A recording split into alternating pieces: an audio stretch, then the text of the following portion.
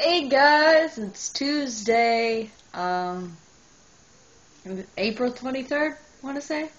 God, I really gotta keep track. And you know what? Pretty soon here, I'm gonna make up the dance for Tuesday because I gotta make you guys happy and entertained as well as sharing with you guys. So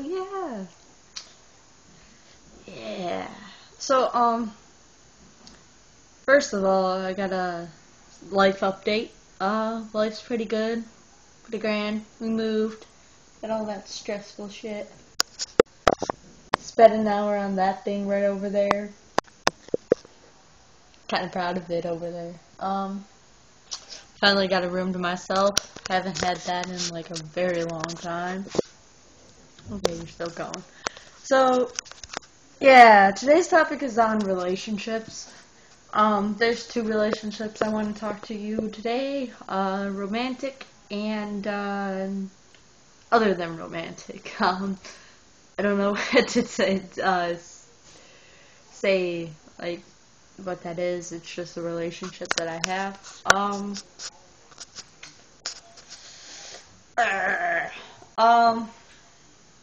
So yeah, majority of you know that I'm with Gregory. We've been dating for 14 months. And, I guess I'll get in more in depth for you today, because if you've seen my previous videos, the one last week and the one I was in with Gregory, you would know the whole rundown.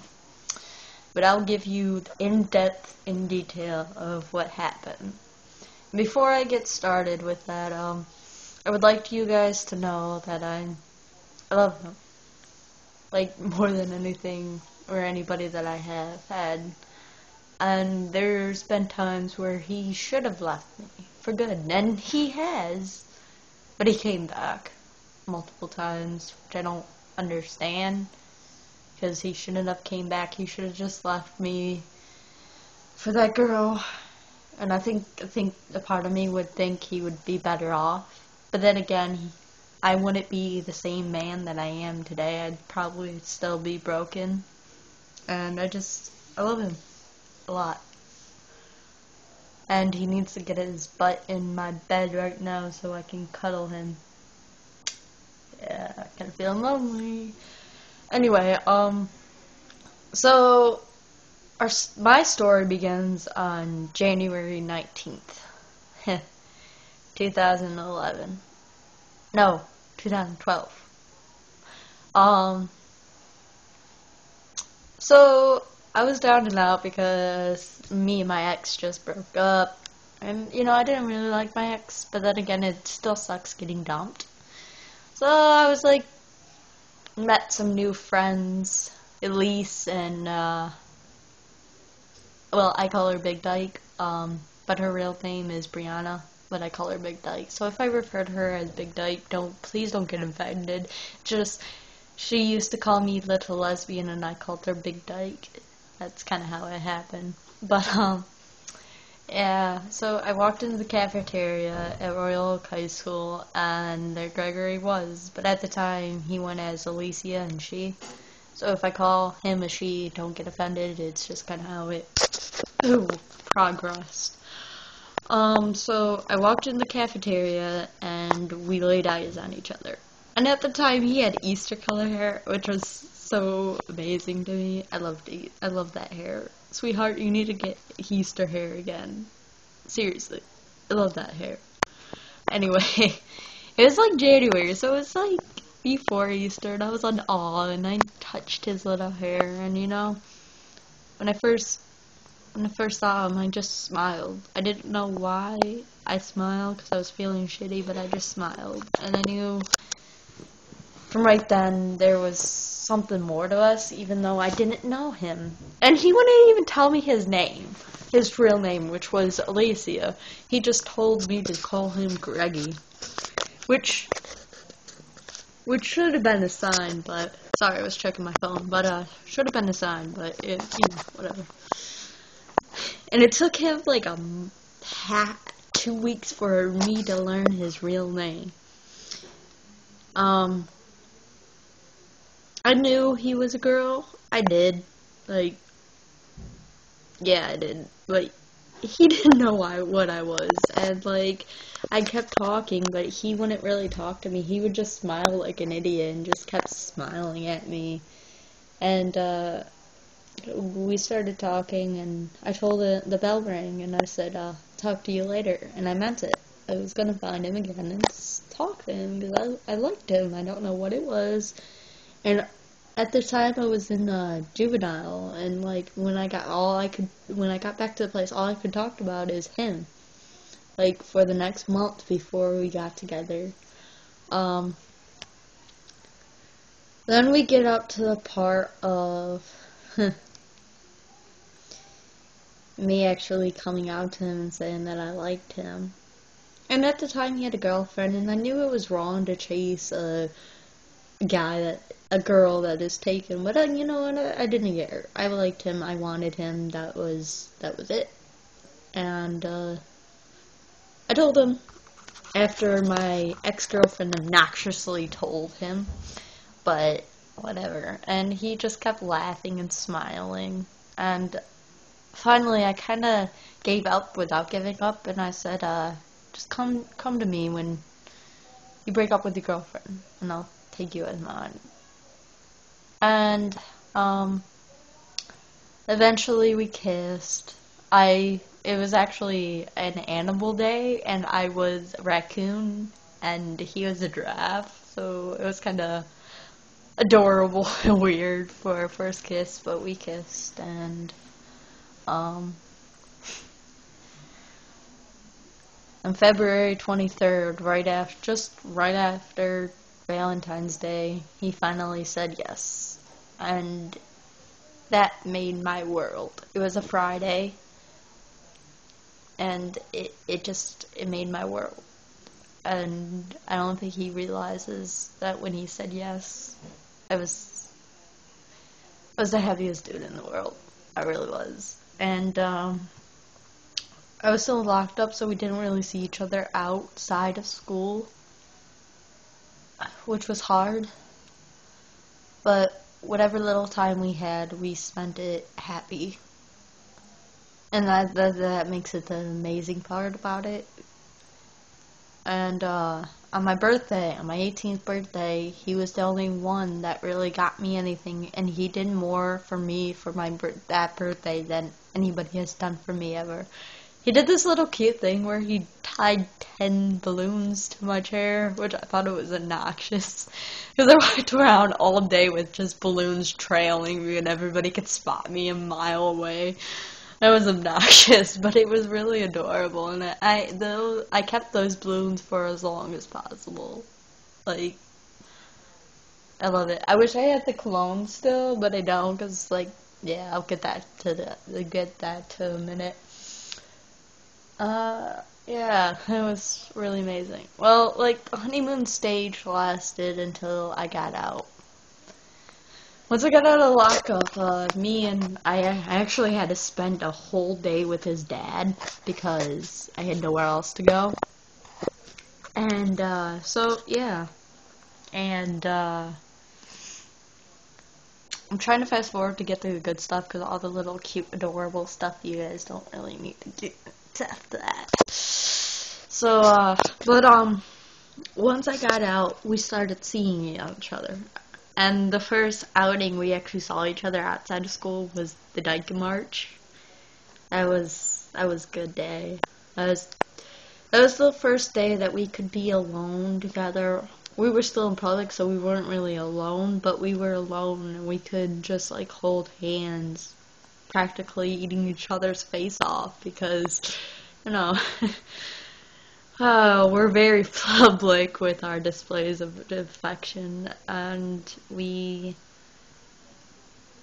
just, that's what we did, and he came over a couple times. And then we hit a snag in our relationship, like all cuddles do. We started fighting a lot, and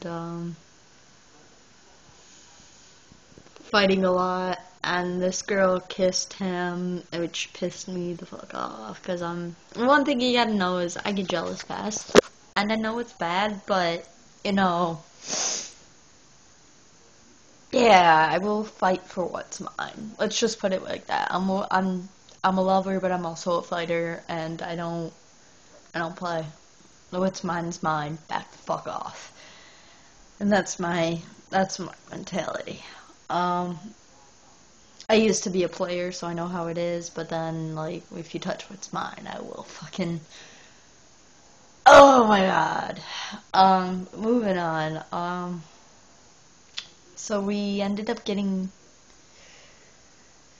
We started drifting apart, and it really hurt, but then again, like, the closeness that I kept pushing him away because the closeness was killing me, and it killed me, but at the same time I wanted him there, and I'm a very complicated person, so it made it very, very hard to just keep him there.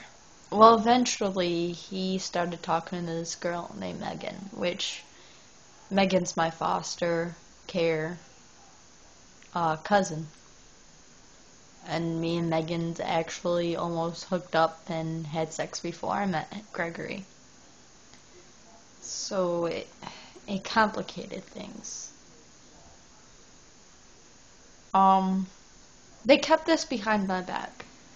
Like, this room, it wasn't like physical, but it was an emotional relationship, which is, like, to me, hurts worse than a physical relationship. And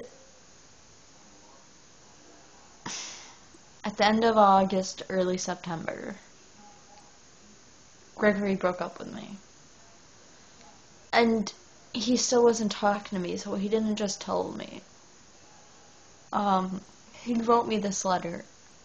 And, for all you guys know, before this, how me and Gregory communicated was through letters. We'd write each other's letters back and forth every day. And when I got out, we stopped, because I could talk to him on the internet, call him, whatever. But he broke up with me through a letter. We were in this anime cafe restaurant, and I was having a good time, and I thought it was, a letter, it must be sweet. When I read it, I didn't get halfway through because I knew he was breaking up with me.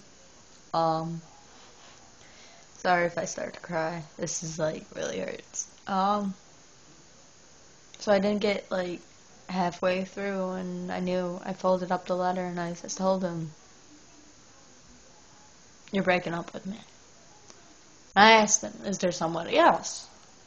No answer. This went on for, like, 10 minutes. "Is there somebody else?" No answer. "Is there somebody else?" No answer. Finally tells me, "Yes." At this point, I'm kind of pissed. "Who is it?"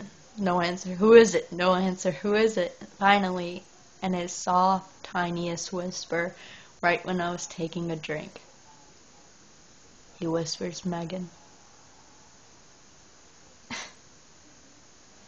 You know, I would have been better off if I didn't know the person. But the fact that I knew the person, and me and that person was close, we were close-ish at the time, and I started bawling my eyes out. I slammed the drink down, I couldn't breathe, and I walked out of there. I didn't walk, I stormed. I didn't even get halfway through the book before I had to stop myself because, one, I wanted to throw myself in the traffic, and two, I couldn't breathe. I felt like puking. I wanted to break down, but there was too many people around. And, I guess he had his little breakdown in there, but an anime cafe girl came and, like, kind of checked on me to see if I was okay, and told me to go back. Go back for what's yours. And I did, and we cried and cried. And I told him, and to this day I keep this, I'll do anything to get you back. I will be a better man for you than what I was. And,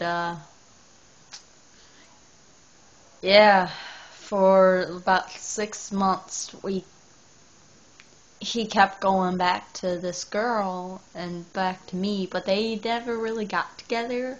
They're just more like fucking around, and then we were fucking around, and then like he would get back together with me and break up again with for this girl and Megan, and we did this for about 6 months, and Megan didn't really stick around.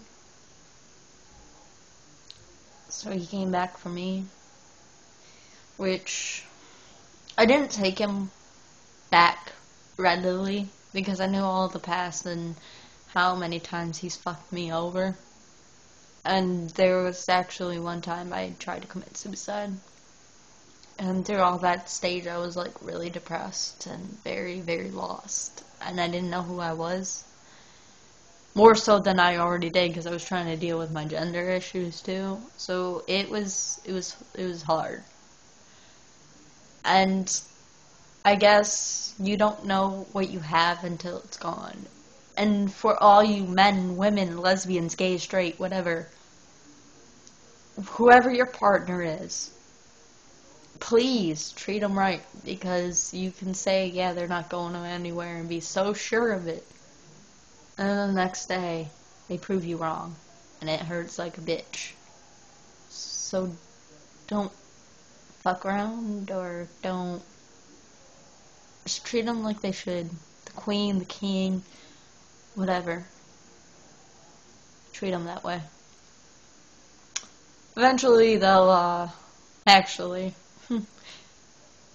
in February again, we got back together, and we've been together ever since. And we have our ups and downs.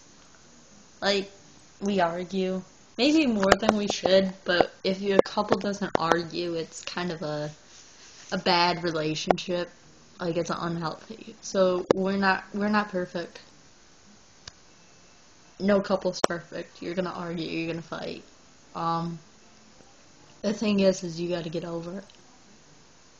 You gotta make amends, and make amends that day or the beginning of the next day, because if you don't, it's just gonna keep bringing up and bringing up. That's my advice to any couple out there. If you're struggling and you feel like you should be with this person and you have deep love for this person, work things out. It's worth it in the end. Trust me. And fight for what's yours. Show them how much you love them. Prove to them that you're not going anywhere, because there's many times that I could have left. I could have said, okay, whatever, you don't want me, I'm gone. But if I would have done that, it wouldn't have him back, and I'd still be miserable. He tried pushing me away because, like, he thought he wasn't good enough for me, but I stayed. He thought nobody would stay there for him, but I proved him wrong. I stayed. I've only been the only constant in his life, because I fought to stay. So yeah, that's it about him. I love you, sweetheart, and no matter what we're going through right now and continue to go to, we will make it. We recently came out as transgender to each other. Don't really need to go over that again, but right now, as there's changes on our relationship, it really hasn't affected our relationship. We're still as close as ever. We're still bickering back and fighting back and forth. We're the same people, just different names. That's in he rather than she. That's it. Nothing has changed between us, and if anything, it made us closer. But that's it. The other relationship I want to talk to you real quick is my mentor father. Jack, I love you, and I love you dearly.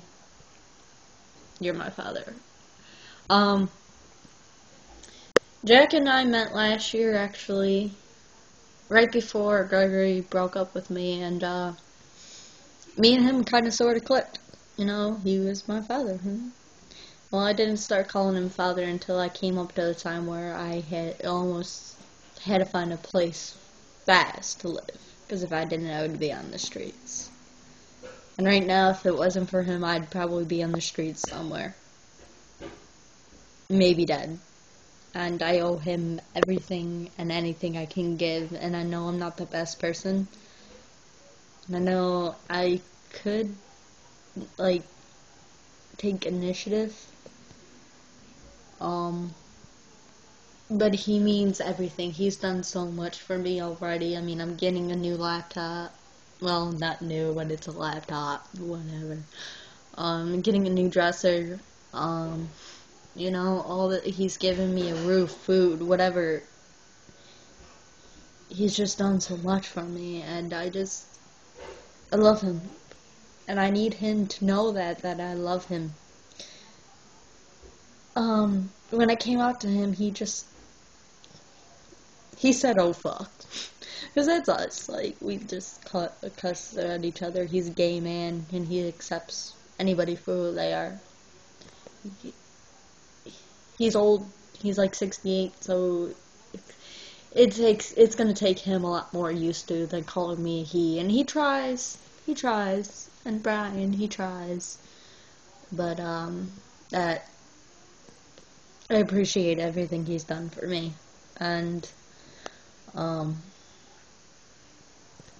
you know, when we get in depth of coming out to a girl or whatever, dating, I will speak on that, but I think personal relationships for right now is that just, if you love a person, be there for them,